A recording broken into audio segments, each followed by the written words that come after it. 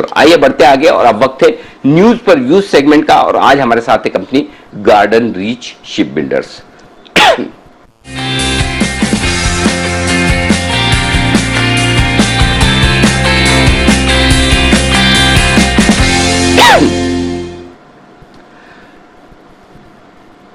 हिंदुस्तान की एक बेहतरीन company garden reach ship builders, जिसका परिचय वैसे आपके पास है ही, डिफेंस का कारोबार करने वाली कंपनी है। ये शिप बिल्डिंग का कारोबार करती है, लेकिन है डिफेंस मिनिस्ट्री के अंडर में। 1960 में ये कंपनी बनी थी और तब से लेकर अब तक इन 3 अपनी प्लांट्स पर 750 से ज्यादा वेसल्स बना चुकी है और शिप बिल्डिंग के कारोबार में है, इंजीनियरिंग के कारोबार में, इंजन प्रोडक्शन के कारोबार में है, और बेस्ट परफॉर्मिंग शिपयार्ड का अवार्ड इन्हें पिछले 4 सालों तक लगातार मिलता हुआ दिखा है। आइए कार्यक्रम में शामिल हो रहे हैं हमारे साथ कंपनी के चेयरमैन और managing director rear admiral VK Sharma साहब, रिटायर्ड, जो लंबे समय से यहां पर काम कर रहे हैं। 2017 से कंपनी के सीएमडी हैं और 31 सालों से ज्यादा का उनका नेवी का अनुभव है, जो इस कंपनी में उनके काम आता दिख रहा है। जबलपुर यूनिवर्सिटी से उन्होंने बीई की इलेक्ट्रिकल में डिग्री भी ली है और उसके बाद मद्रास यूनिवर्सिटी से भी उन्होंने मास्टर्स किया है और कई बड़ी रैंक पर वो इंडियन नेवी में रहने के बाद अब इस कंपनी की कमान संभालकर हमारे साथ हैं।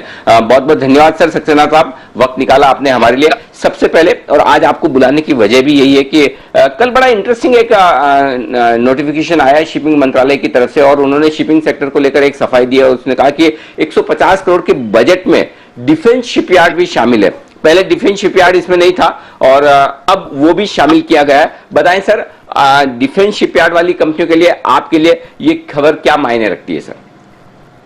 अनिल जी नमस्कार, आपसे जुड़ने के लिए फिर से मुझे बड़ी खुशी हो रही है। नमस्कार। ये जो नया अमेंडमेंट बेसिकली कि अमेंडमेंट आया है, 2016 का पॉलिसी थी जिसमें कि सारे जो इंडियन शिपयार्ड से उसमें शामिल थे, पर अभी अक्टूबर 2020 में कुछ नोटिफिकेशन आया जिसमें कि उन्होंने उसको डिफेंस शिपयार्ड को एक्सक्लूड कर दिया था। तो हमने उसको रिप्रेजेंट किया, उन्होंने उसका ऑलरेडी नोटिफिकेशन दे दिया अमेंडमेंट का कि डिफेंस शिपयार्ड भी इंक्लूडेड है उसमें। तो इसका जो सबसे ज्यादा फायदा हम लोग को होगा कि हम लोग इंडिया में तो बनाते ही अपने जहाज अपने देश के लिए, पर एक्सपोर्ट में जो हमको ग्रांट मिलेगी मिनिस्ट्री ऑफ शिपिंग से, जो 150 करोड़ की उन्होंने अभी प्रावधान रखा है, उसमें मुझे ऐसा लगता है कि हमने एक ऑर्डर जो है गवर्नमेंट ऑफ गयाना का, हम पहली बार अनिल जी गए हैं बाहर देश में। हम लोग हालांकि वारशिप बनाते हैं, पर हमने कहा कि एक्सपोर्ट के लिए जो गवर्नमेंट ऑफ इंडिया का बहुत थ्रस्ट है, तो उसके मद्देनजर हमने गवर्नमेंट ऑफ गयाना का एक बिडिंग किया था। ओशन गोइंग फेरी होती है जो कि करीबन 13 मिलियन US की थी, तो उसमें हम लोग सक्सेसफुल बिडर हैं और इस ग्रांट से हमें बड़ा उससे फायदा होगा।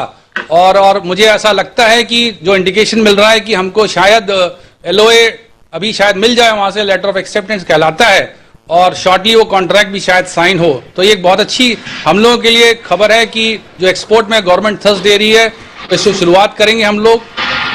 तो ये जो पॉलिसी है ये सबके लिए फायदेमंद है। हम सब जो इंडियन शिपयार्ड्स हैं, चाहे वो प्राइवेट के हों चाहे वो डिफेंस के हों, सभी के लिए फायदेमंद है, क्योंकि ग्रांट की जरूरत होती जब हम बाहर जाते हैं। और हम लोग बाकी जो विदेश के जो से साउथ कोरिया ले लीजिए या जापान ले लीजिए, चाइना ले लीजिए, या बाकी ऐसे कंट्रीज जो कि अपने शिपयार्ड्स को बहुत ज्यादा सपोर्ट करते हैं, तो उससे जो उनके एक्सपोर्ट्स में वो बड़ा फायदा मिलता है। तो इस तरह ग्रांट से हम लोगों को बहुत फायदा मिलेगा और हमारी जो कॉस्ट कंस्ट्रक्शन है वो थोड़ा उसमें कमी आएगी और हम लोग कॉम्पिटिटिव हो सकेंगे।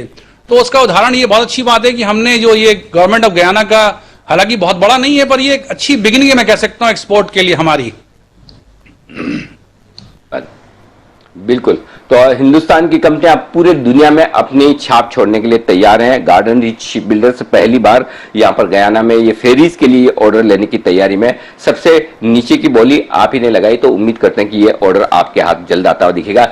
साइज के बजाय इसका इंटेंशन और इसकी शुरुआत ये ज्यादा मायने रखती है। सर एक और चीज जो आप ये बता रहे थे कि एक और आपका जो कौन सा जहाज है वो 14 दिसंबर को लॉन्च होने जा रहा है, इसके बारे में भी डिटेल्स दें।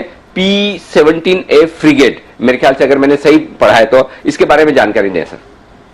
अनिल जी, पहले तो आपने जो नाम लिया था, मेरा नाम एडमिरल वीके सक्सेना है, शर्मा नहीं।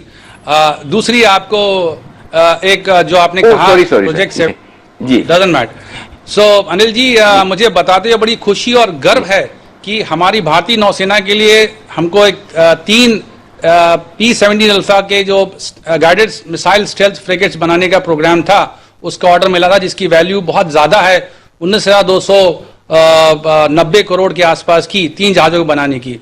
तो उसका जो पहला जहाज था P-17 अल्फा का, वो जहाज का कंस्ट्रक्शन शुरू हो गया था, और मैंने पहले भी आपके चैनल में बताया था कि ये प्रोजेक्ट का जो काम है वो बहुत तेजी से चल रहा है, और ये जहाज का जो हल है, जो फर्स्ट फेज होता है, वो लगभग तैयार होने को आ गया है, और 14 दिसंबर को हम लोग इस जहाज का लॉन्चिंग करेंगे। तो उस लॉन्चिंग के लिए जहां तक संभावना बनती है, चीफ ऑफ डिफेंस स्टाफ साहब जनरल रावत साहब आएंगे, उनकी धर्मपत्नी उसको लॉन्च करेंगी, और जब जहाज लॉन्च होता है, ये बहुत बता दूं आपको कि ये बहुत बड़ा जहाज है, it's a mega ship building order first. और दूसरी बात यह कि जहाज की लंबाई 149 मीटर्स है, और इसका जो साइज है वो 6,670 टन का फ्रिगेट है ये। तो देश में और हमारे नौसेना के लिए जो फ्रिगेट है ये वाला, ये सबसे आधुनिक, अत्याधुनिक होगा, बहुत कॉम्प्लेक्स होगा, इसमें बहुत सारे बड़े बड़े और एडवांस वेपन सेंसर्स और मशीनरी प्रोपल्शन सिस्टम्स वगैरह होंगे। तो हम सब लोग के लिए गर्व की बात है कि इतना बड़ा जहाज अब आज 14 दिसंबर को लॉन्च हो जाएगा GRSC से। जब ये जहाज लॉन्च हो जाएगा तो लॉन्च होना मतलब ये पहली बार इसका हल पानी में अवतरित होता है, जिसको हम कहते हैं कि बर्थ ऑफ द शिप, क्योंकि पूरी जिंदगी भर जहाज का जो कमीशन कहलाता है वो जहाज हमेशा पानी में रहता है। तो इसका पहला बर्थ होगा जब वो पानी में जाएगा, उसके बाद तमाम आउटफिटिंग इसकी शुरू हो जाएंगी, तमाम मिसाइल सिस्टम्स, वेपन सेंसर, ये सब लगने शुरू हो जाएंगे। तो जब वो लगने शुरू होंगे तो हमारा रेवेन्यू भी और बढ़ेगा। तो ये हम सब के लिए बड़ी अच्छी बात है।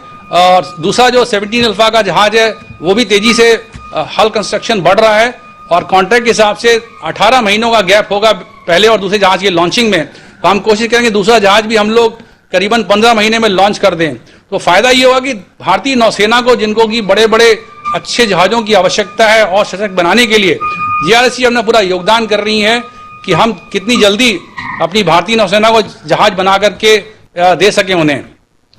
आपको एक और चीज बता दूं, जब इस बात पे हम लोग बात कर रहे हैं कि दिसंबर मंथ हम सब के लिए बहुत ही इंपॉर्टेंट है, GRSC के लिए और नौसेना के लिए और देश के लिए।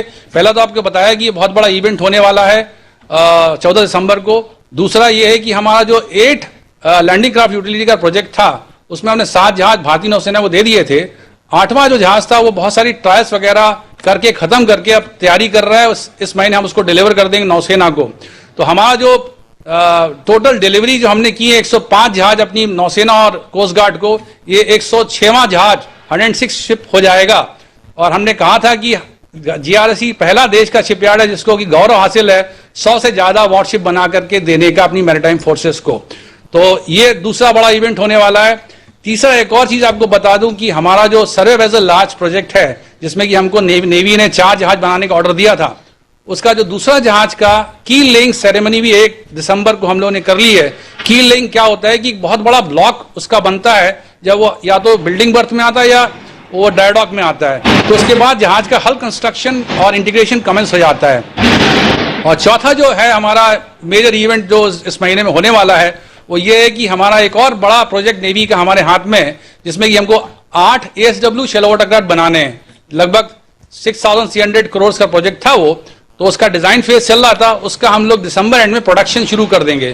तो ये तीनों जो नेवी के बड़े बड़े प्रोजेक्ट हमारे हाथ में है, जिसके अंदर हमको 15 जहाज उनको बना के देने हैं, तीनों में तेजी से काम चल रहा है। ठीक बात है।